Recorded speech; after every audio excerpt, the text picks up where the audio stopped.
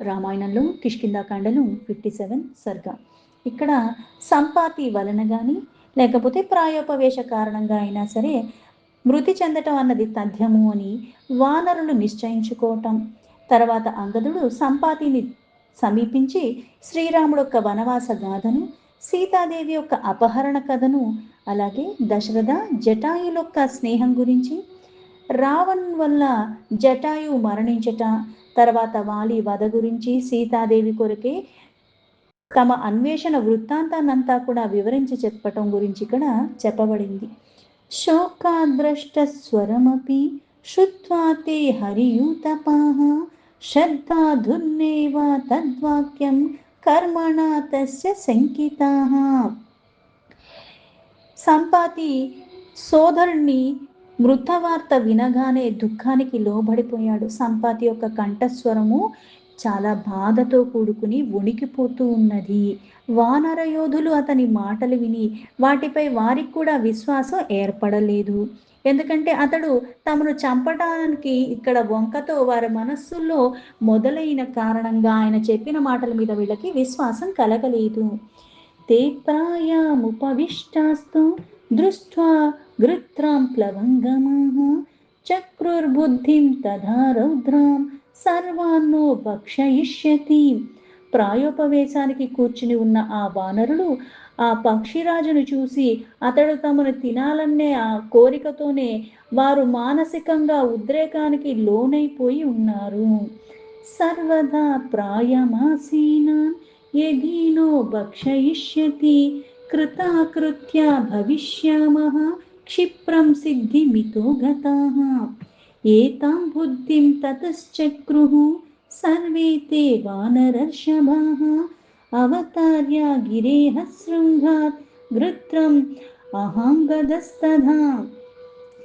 ఇలా మానసికంగా ఉద్రేకానికి లోబడి ఉన్నవాళ్ళు అందుకుని ఆ కపిశ్రేష్ఠులు అందరూ కూడా మనము పూర్తిగా ప్రాణత్యాగానికి సిద్ధపడే ఉన్నాము, ఈ ప్రాయోపవేశ దీక్షకు దిగి ఉన్నాం కాబట్టి ఇప్పుడు అతడు మనల్ని భక్షించిన మన సంకల్పమే నెరవేరుతుంది కదా, అంతటా మనం కూడా కృతాకృత్యులం అయిపోతాము అని అంటే చావాలని నిర్ణయించుకున్నాక ఆ ప్రాణం అన్నది వీళ్ళు సహజంగా వదులుతూ పోయినా లేకపోతే అతను వచ్చి వీళ్ళని భక్షించినా సరే అదే జరుగుతుంది కాబట్టి మనము కృతాకృత్యులు అయిపోతాము అని వాళ్ళందరూ నిర్ణయించుకున్నారు. బభూవ రక్ష రాజా నామ వానరేంద్ర ప్రతాపవాన్ మమార్యాః పార్థివః పక్షిం ధార్మికస్తస్య చాత్మజం. తర్వాత అంగదుడు గిరిశృంగం నుంచి కిందకి దిగి సంపాతితో మళ్ళీ ఇట్లా మాట్లాడాడు. ఓ పక్షిరాజా, పూర్వము వృక్ష రజుడు అను ఒక వానరేంద్రుడు ఉండాడు.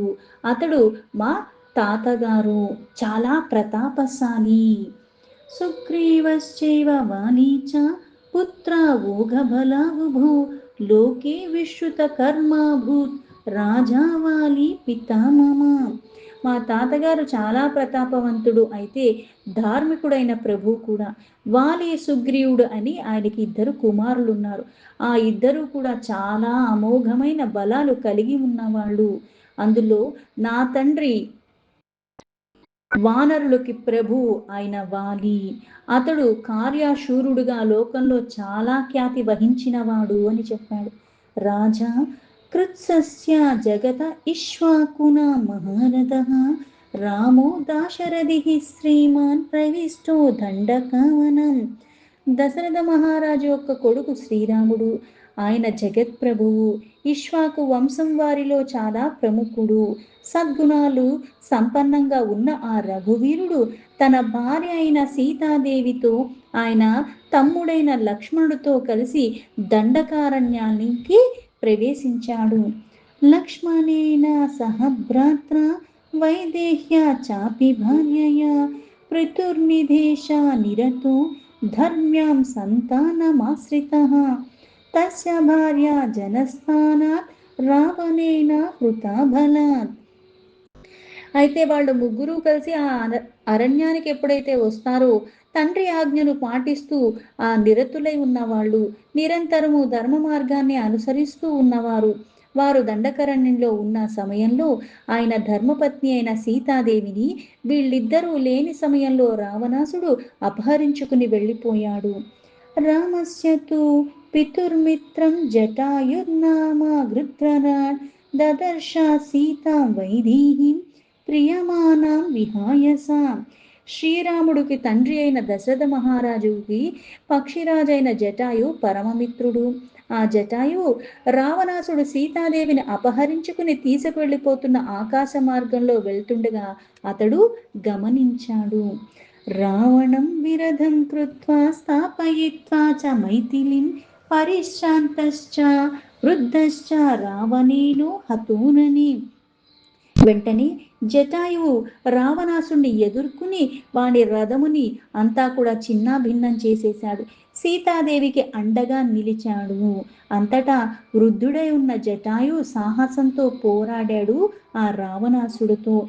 ఎంతో పోరాటం జరిగింది ఇద్దరికీ. కానీ ఆ యుద్ధంలో రావణాసుడి చేతిలో మరణించాడు. ఏవం క్రుద్రో హతస్తేన రావణేన బలీయస సంస్కృతశ్చాపి రామేణ గతశ్చ గతిముత్తమం. ఈ విధంగా బలశాలి అయిన ఆ రావణాసుడి చేతిలో ఆ పక్షిరాజు అయిన జటాయువు మరణించిన తర్వాత శ్రీరాముడు జటాయువుకి అంత్య సంస్కారాలన్నీ కూడా నెరవేర్చి ఆ రామ కార్యార్థమే ప్రాణాల్ని అర్పించిన ఆ జటాయువుకి ఉత్తమ గతులు ప్రాప్తించాయి. తతో మమ పితృవ్యేన సుగ్రీవేణ మహాత్మన చకార రాఘవ సఖ్యం సో అవధీత్ పితరం మమ మమ పిత్ర విరుధో హి సుగ్రీవః సచీవేహ సహ. తర్వాత శ్రీరాముడు మాకు పినతండ్రి అయిన మహాత్ముడైన సుగ్రీవుడికి మైత్రి ఏర్పడింది. సుగ్రీవుణ్ణి ఆదుకోటానికి అతడు నా తండ్రి అయిన వాలిని వధించాడు. నిహత్య వాలినం రామః తతస్తామాభిషేచయత్ సరాజ్యే స్థాపితస్తే సుగ్రీవో వానరాధిపః రాజా వానరముఖ్యానాం ఏన ప్రస్థాపితా వయం. సుగ్రీవుడికి తోడుగా నిలిచి నా తండ్రిని వధించిన తర్వాత అతని మంత్రులతో మా తండ్రికి విరోధంగా ఉన్నందుకు శ్రీరాముడు నా తండ్రి అయిన వాలిని హతమార్చాడు. తర్వాత సుగ్రీవుడికి రాజ్యానికి పట్టాభిషిక్తుని చేశాడు. శ్రీరాముడు యొక్క సహాయ సహకారాలతో వానరులకి ప్రభువై రాజ్యాధికారాన్ని చేపట్టిన సుగ్రీవుడు సీతాదేవి యొక్క అన్వేషణ నిమిత్తమై మమ్మల్ని అందరినీ కూడా ఇక్కడికి పంపించాడని చెప్పాడు అంగదుడు. ఏవం రామ ప్రయుక్తాస్తు మార్గమానస్తతస్తతః వైదేహీం నాదిగచ్చాము రాత్రం సూర్యప్రభామివ. శ్రీరాముడు యొక్క కార్యార్థమై మేమందరం కూడా బయలుదేరి అన్ని వైపులా కూడా సీతాదేవి కోసం ప్రతి అంగుళాన్ని కూడా చాలా బాగా గాలించి వెతికాము. కానీ రాత్రి వేళ సూర్యకాంతి వలె, అంటే రాత్రి సూర్యుడు ఉండడు, సూర్యకాంతి ఎలా అయితే ఉండదో అలాగే మేము ఎంత వెతికినా సరే మాకు మాత్రం సీతాదేవి దర్శనం కాలేదు. తేవయం దండకారణ్యం విచిత్య సుసమాహితః అజ్ఞానాత్తు ప్రవిష్టాః స్మాధర్మిణ్య వివృతం బిలం. ఈ సీతాదేవి అన్వేషణలో ఉన్నట్టు మేము ఏకాగ్ర చిత్తులమై దండకారణ్య అంతా కూడా వెతికాము. విశాలమైన ఒక గుహలో అజ్ఞాన వశమున మళ్ళీ వెళ్ళి ప్రవేశించాము. మయస్య మాయా విహితం తద్బిలం చ విచిన్వతాం వ్యతీతస్తత్ర నూమాసు యోరాజ్ఞ సమయః కృతః. అయితే అజ్ఞాన వశమున ఆ బిలంలో ప్రవేశించిన తర్వాత అక్కడ ఒక ధర్మాత్మురాలిది ఆ బిలము, ఆ గుహ. అక్కడ మయుడు అన్న దానవుడు తన మాయతో నిర్మించాడు ఆ గుహని. సీతాదేవి జాడ కోసం మేమంతా కూడా వెతికి అలిసిపోయి ఉన్న కారణంగా అక్కడ కూడా గాలిస్తున్నాము. మా ప్రభు అయిన సుగ్రీవుడు ఏదైతే మాకు ఇచ్చిన గడువు ఉన్నదో ఒక నెల లోపల తిరిగి రమ్మన్నాడు. అయితే ఆ గడువు అన్నది ముగిసిపోయింది. తేవయం కపిరాజ్యస్య సర్వే వచనకారిణః కృతాం సంస్థాం అతిక్రాంత భయాత్ ప్రాయం ఉపాస్మహే.